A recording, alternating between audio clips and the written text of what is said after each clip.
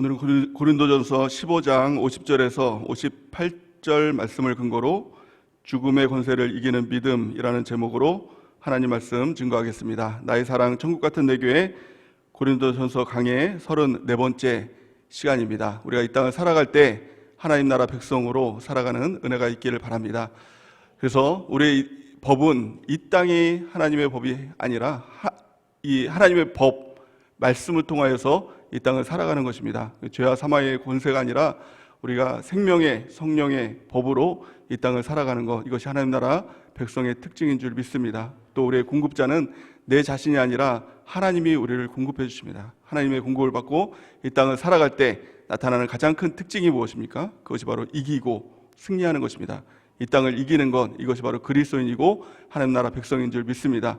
이 땅을 이길 때 반드시 우리가 점검해야 될 것 한 가지가 있습니다. 그것은 바로 믿음입니다. 믿음이 이기는 것입니다. 아까 우리가 찬양했던 것처럼 믿음이 이기네, 믿음이 이기네.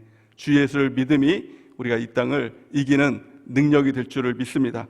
요한 1서 5장 4절 말씀 우리 같이 한번 읽어보겠습니다. 시작. 무릇 하나님께로부터 난 자마다 세상을 이기느니라. 세상을 이기는 승리는 이것이니 우리의 믿음이니라. 아멘. 우리가 가장 중요한 것은 우리 안에 있는 믿음, 이것을 점검하는 것입니다. 사람들 중에, 우리 성도들 중에 가끔은 이런 분들이 있습니다. 우리 믿음이 자꾸 흔들린다, 믿음이 요동한다라고 말하는 분들이 있습니다. 그러나 믿음은 흔들리는 것이 아닙니다. 믿음이 흔들린다면 가장 첫 번째는 믿음의 대상이 바르게 되어 있는지 점검해야 된다는 것입니다. 믿음이 흔들린다는 것이 무엇입니까? 우리 마음 가운데 믿어지면 믿고 안 믿어지면 안 믿는 것, 그 믿음의 대상이 하나님이어야 되는데 우리 마음이 믿음의 대상이 된 것입니다. 이것이 우상이죠. 내 자신이 우상이 된 것입니다. 또한 상황에 따라서, 환경에 따라서 우리의 믿음이 왔다 갔다 한다면 그것은 하나님을 믿는 것이 아니라 상황과 환경을 믿는 것입니다. 사람의 말 한마디에 믿음이 흔들리고 있다면 그것은 하나님을 믿는 것이 아니라 사람을 믿고 있다라는 것입니다. 우리의 믿음의 대상은 오직 하나님 한 분인 줄 믿습니다.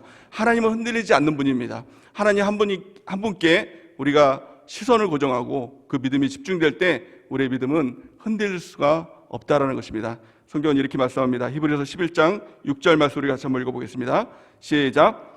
믿음이 없이는 하나님을 기쁘시게 하지 못하나니 하나님께 나아가는 자는 반드시 그가 계신 곳과 또한 그가 자기를 찾는 자들에게 상 주시는 이심을 믿어야 할지니라. 아멘. 믿음이 없으면 하나님이 기뻐하지 않는다는 것입니다. 하나님께 나아간 자는 반드시예요.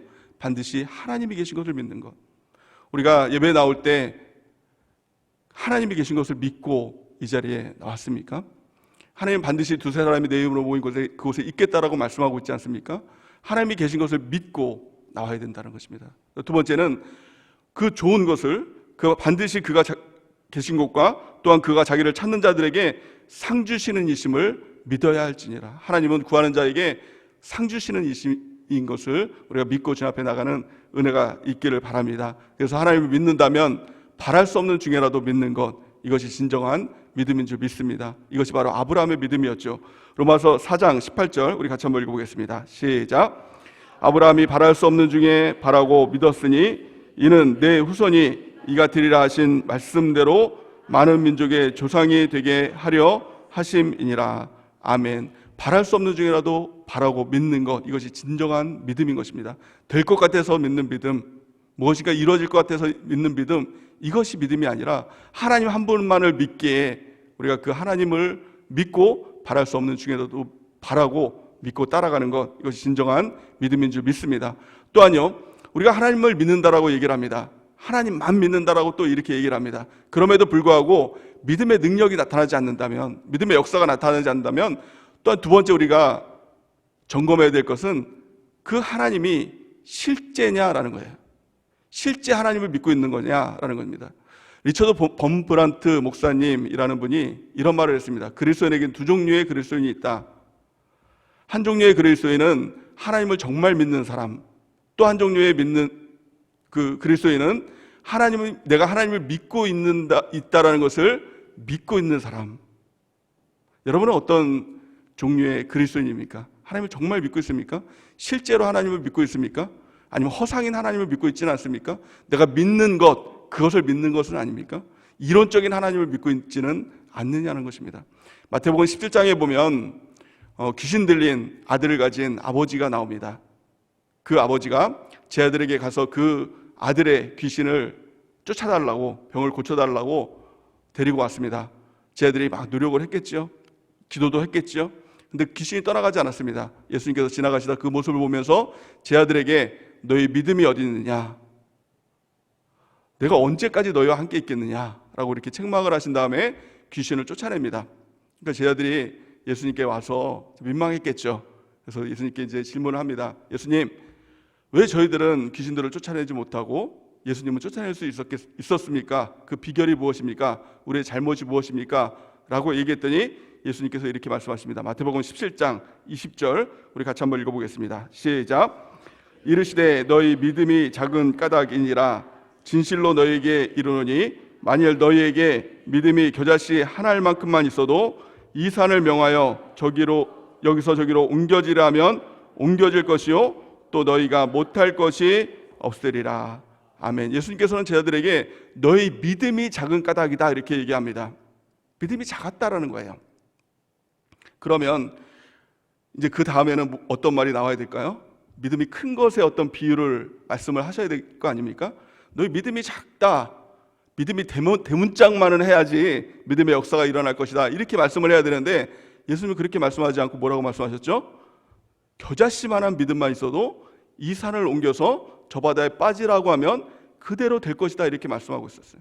그 믿음이 작다라는 것은 무엇입니까? 믿음의 어떤 크기의 문제가 아니라 실제의 문제였다는 거예요. 우리 믿음이 크다라고 얘기합니다. 근데 그 믿음이 허상은 아니냐라는 거예요. 우리가 꿈을 꾸지요. 그러니까 예를 들어서 집을 사는 사람들이 어떤 꿈을 꾸면 큰 집을 막 꿈을 꿉니다. 막 대골장만한 집을 꿈꾸기도 하고 좋은 차에 대한 꿈을 꾸기도 합니다. 근데 그것이 실제입니까? 허상이죠. 그러니까 사라지는 겁니다. 아무것도 아닌 거라는 거예요. 우리가 하나님을 믿는 그 믿음이 혹시 그 꿈과 같은 믿음이 아니냐는 것입니다. 그것을 보면서 믿음이 작은 자여 이렇게 얘기합니다. 그리고 겨자씨만한 믿음만 있어도 이 산을 들려서 저 바다로 빠지라 하면 그대로 순종하고 옮겨졌을 것이다 이렇게 얘기합니다. 겨자씨만한 믿음이 무엇입니까? 겨자씨는 아무리 작아도 그것이 실제라는 거예요. 눈에 보이고 만져지고 느껴지는 실제라는 거예요. 우리의 믿음이 이와 같이 실제가 될 때 그 믿음이 겨자씨만한 믿음일지라도 하나님의 역사가 나타나게 된다라는 것입니다. 성경은 이렇게 말씀하죠. 히브리서 11장 1절 보니까 믿음은 바라는 것들의 실상이요 보이지 않는 것들의 증거니 이렇게 말씀하고 있습니다. 믿음은 바라는 것들의 실상이라는 거예요. 허상이 아니라 실상이라는 것입니다.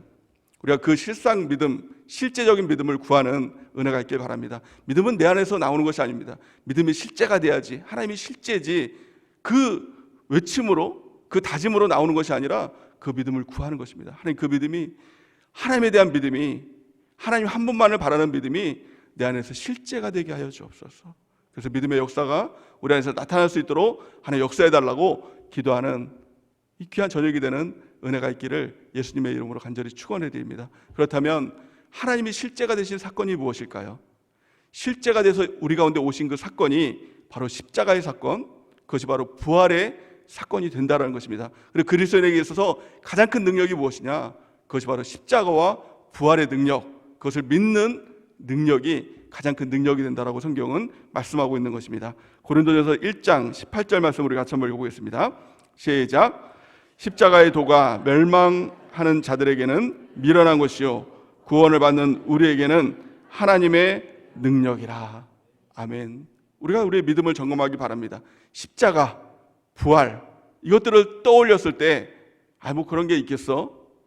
뭐 그런 게 있었나 보다 라고 지나간다면 그 사람은요 멸망당하는 사람이다 라는 것입니다. 멸망당하는 사람에게 있어서는 십자가는 아무것도 아닙니다. 아무리 십자가를 이야기하고 부활을 얘기해도 그런 거 또 그게 믿어지지 않는다라고 얘기를 합니다. 그 사람이 바로 멸망당하는 사람이에요. 구원받은 사람에게 있어서 십자가, 부활하면 그것이 실제적인 능력이 된다는 것입니다. 그렇다면 그 능력이 무엇입니까? 성경을 보니까 죽음의 권세를 이기는 능력, 이것이 바로 십자가와 부활의 능력인 줄 믿습니다. 마귀는요 죽음의 권세를 가지고 있습니다. 그래서 우리 가운데 죽을까 봐, 이 죽음에 대해서 우리를 위협함을 통해서 소의 코를 뚫어서 이끌어가는 것처럼, 콧대를 통해서 멍에를 이끌어가는 것처럼 그렇게 사람들을 이끌어가는 것, 이것이 마귀라는 것입니다. 우리 그리스도인들은 죽음의 권세를 이긴 사람들, 이것이 우리 그리스도인인 줄 믿습니다. 예수님께서 이 땅에 오실 때 혈과 육을 가지고 이 땅에 오셨죠. 근데 성경은 그 이유에 대해서 분명하게 이렇게 말씀하고 있습니다. 히브리서 2장 14절에서 15절 말씀 우리 같이 한번 읽어보겠습니다. 시작. 자녀들은 혈과 육에 속하였음에 그도 또한 같은 모양으로 혈과 육을 함께 지니심은 죽음을 통하여 죽음의 세력을 잡은 자 곧 마귀를 멸하시며 또 죽기를 무서워함으로 한평생 매어 종노릇하는 모든 자들을 놓아주려 하심이니라. 아멘. 이 땅을 살아가면서 누구도 죽어본 사람이 없어요.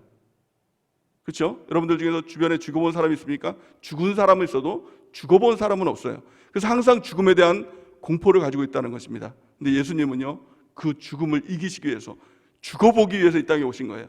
그리고 나서 부활하셨어요. 그러고 난 다음에 이렇게 얘기하는 겁니다. 죽어도 돼, 이렇게 얘기하는 거예요. 마귀는 죽으면 안 돼, 죽으면 큰일 나 라고 얘기를 하는데 예수님은 죽어도 돼, 다시 살 수 있어, 이것을 말씀하고 있는 것입니다. 여러분, 공중그네 타기 혹시 아시죠? 서커스 하면 공중그네 타기를 하지 않습니까? 그걸 처음 배울 때 가장 큰 적이 뭐냐면 두려움이라고 얘기합니다. 그래서 누구도 떨어질까 봐 두려워서 그걸 처음부터 타는 사람이 없다라고 얘기를 합니다. 그래서 무엇부터 하냐면은 처음부터 이 그네 타는 것이 아니라 떨어지는 훈련부터 한다는 거예요. 밑에 안전망이 있음에도 불구하고 떨어지면 어떡하지? 그 두려움 때문에 타지를 못하는데 처음 한 달 가량은 그냥 떨어지는 훈련을 한다는 거예요. 떨어지고 또 떨어지고. 근데 한 달 정도 떨어지고 난 다음에는 이런 마음이 생긴다는 것입니다. 아, 떨어져도 되는구나, 떨어져도 안 죽는구나. 이 자신감이 붙으면 공중그네 타기를 누구라도 다 탈 수 있다는 겁니다. 이 땅도 마찬가지입니다. 죽어본 사람이 없기 때문에 사람들은 죽으면 어떡하지? 죽으면 큰일 나는데 이렇게 하면 죽는 거 아닌가? 이런 것 때문에 평생 마귀에게 종살이해서 끌려다니는 것이 모든 사람의 인생이라는 거예요. 근데 예수님께서 이 땅에 오셨어요. 혈과 육을 가지고 우리가 똑같은 모습으로 이 땅에 오셔서 죽으셨다는 것입니다. 십자가에서 죽으셨어요. 그리고 나서 그냥 죽으신 것이 아니라 3일 만에 부활하셨다는 것입니다. 그리고 나서 우리 가운데 이렇게 말씀합니다. 죽어도 돼. 죽어도 다시 사는 거야. 나를 믿는 자는 영원히 죽지 않는 거야 라고 우리 예수님께서 우리를 향해서 말씀하고 있는 것입니다. 요한복음 11장 25절에서 26절 말씀 우리 같이 한번 읽어보겠습니다. 시작. 예수께서 이르시되 나는 부활이요 생명이니 나를 믿는 자는 죽어도 살겠고 무릇 살아서 나를 믿는 자는 영원히 죽지 아니하리니 이것을 내가 믿느냐? 믿으십니까? 예수님께서 이것을 내가 믿느냐 이렇게 말씀하고 있어요. 예수님의 십자가와 부활을 믿는 것, 이것이 우리 가운데 가장 큰 능력이 된다는 것입니다. 이것을 믿을 때부터 죽음이 두렵지 않은 것입니다. 죽음의 권세를 이기는 것입니다. 죽음의 권세를 이기면 세상을 이기는 것입니다. 세상을 이기는 승리, 이것이 우리의 믿음인 줄 믿습니다. 그래서 세상 사람들은 모든 관심이 무엇입니까? 사느냐 죽느냐, 이것이 문제로다. 여기에 세상 사람들의 모든 문제가 다 포함이 되는 것입니다. 사는 것, 죽는 것, 이 문제가 세상 사람들의 모든 문제가 된다는 것입니다. 하지만 예수님의 십자가와 부활을 믿은 저희 여러분들의 능력이 뭡니까? 사느냐 죽느냐, 이건 문제가 되지 않는다는 것입니다. 이 문제는 다 주님께 맡기고 우리는 살든지 죽든지 우리 안에서 예수 그리스도가 존귀하게 되는 것, 이것이 우리 삶의 이유와 목적이 되는 줄 믿습니다. 그래서 사도 바울은 이렇게 고백을 합니다. 빌립보서 1장 20절에서 21절 말씀 우리 같이 한번 읽어보겠습니다. 시작. 나의 간절한 기대와 소망을 따라 아무 일에든지 부끄러워하지 아니하고 지금도 전과 같이 온전히 담대하여 살든지 죽든지 내 몸에서 그리스도가 존귀하게 되게 하려 하나니 이는 내게 사는 것이 그리스도니 죽는 것도 유익함이니라. 아멘. 십자가와 부활을 경험하게 되면 사는 것 죽는 것, 이것은 너무나도 저차원적인 문제인 것입니다. 우리의 가장 큰 관심은 예수 그리스도 한 분인 줄 믿습니다. 이것들을 경험했던 사람이 누굽니까? 예수님의 제자들이죠. 예수님의 제자들은 예수님의 십자가의 사건들 앞에서 죽음이 너무 두려웠습니다. 그래서 예수님의 십자가 근처만 가도 그들이 죽을까 봐 한 사람도 그 십자가 근처로 나가지 못했습니다. 그 중에서 가장 용기 있었던 사람이 바로 베드로였습니다. 그래서 베드로는 그 가까이 가지요. 예수님의 십자가에 그 가까이 갑니다. 그런데 그 계집 여종 하나가 예수님을 너 알고 있지 않냐? 예수님의 제자가 아니냐? 3번 물어봤을 때 모른다고 3번씩이나 부인했습니다. 왜 그랬죠? 죽음이 두려우니까. 그런데 그들이 예수님을 만났습니다. 십자가의 예수님을 만나고 부활의 예수님을 만났습니다. 그러고 나서 완전히 바뀝니다. 죽음을 이기는 그리스도인으로 바뀐 모습이 바로 사도행전에 나옵니다. 유대인들이 제 아들을 향해서 너희들 예수님에 대해서 말하면 너희들 죽여버릴 거야. 위협합니다. 경고합니다. 근데 그들이 뭐라고 대답을 합니까? 사도행전 4장 18절에서 20절 우리 같이 한번 읽어볼까요? 시작.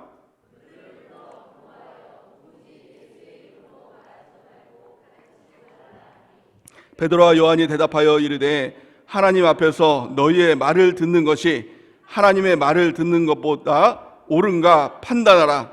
우리는 보고 들은 것을 말하지 아니할 수 없다 하니. 아멘. 얼마나 담대한 이 고백입니까? 이 고백이 저와 여러분들에게 있기를 예수님의 이름으로 간절히 축원해 드립니다. 누구의 말을 들을 것인가? 누구의 말을 들을 것인가? 세상의 말을 들을 것인가? 하나님 말씀을 들을 것인가?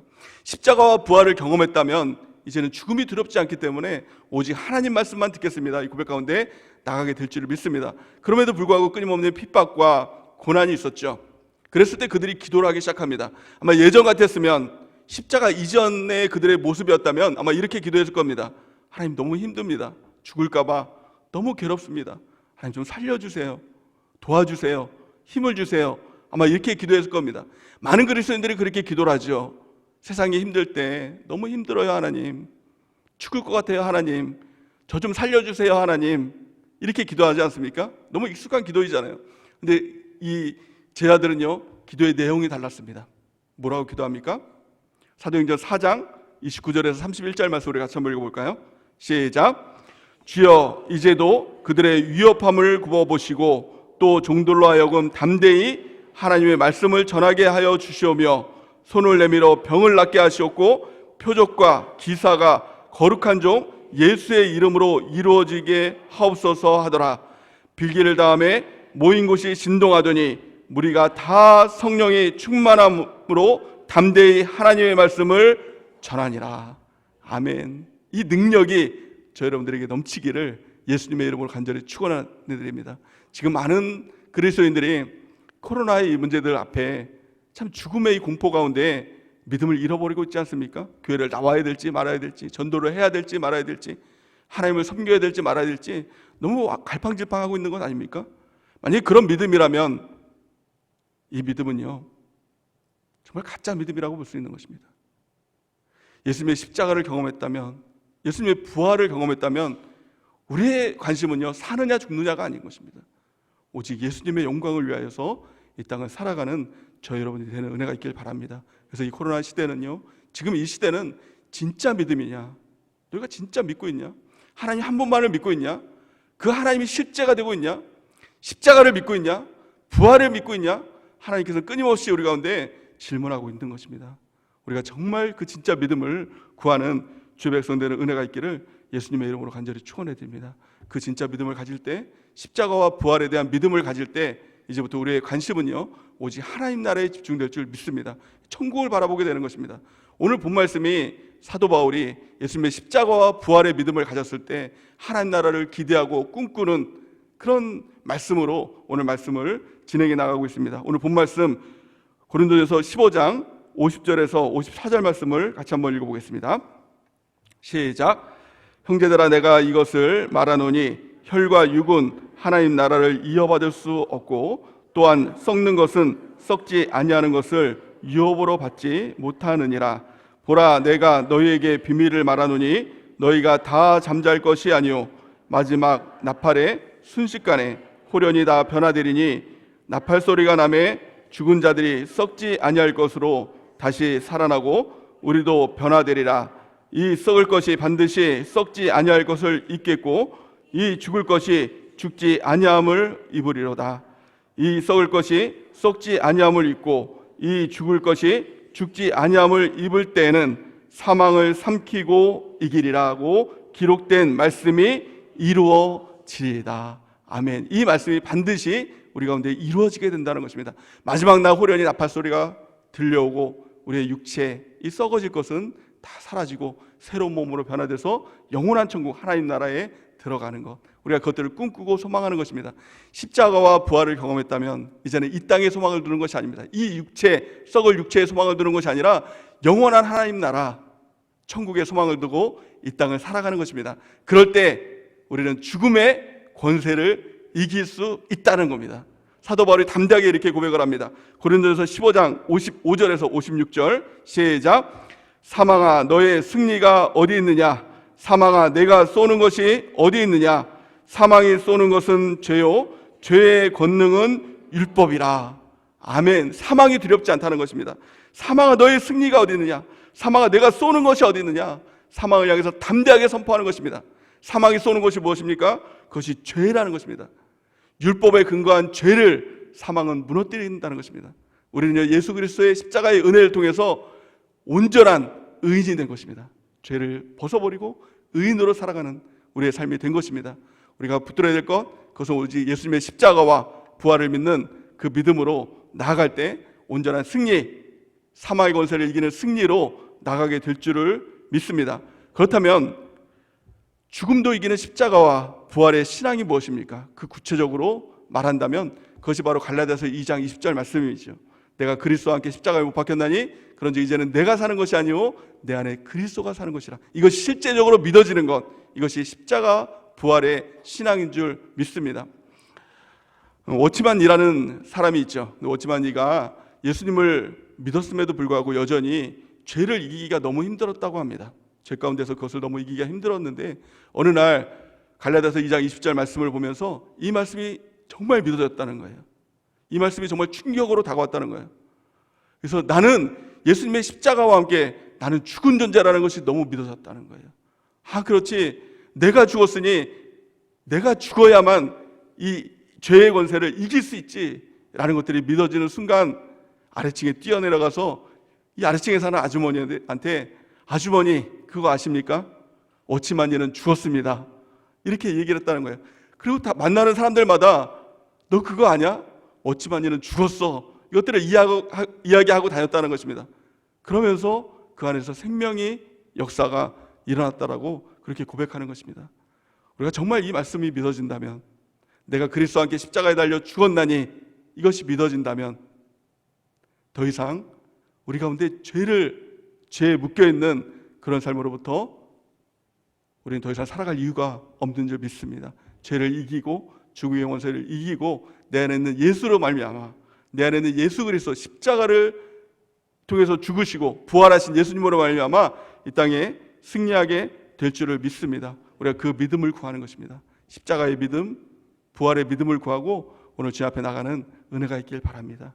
또한요, 그 믿음이 있다면, 십자가를 믿고 부활에 대한 믿음이 있다면 이제는 어떤 삶을 살아야 될까? 사도 바울은 세 가지로 오늘 본 말씀을 통해서 말씀하고 있습니다.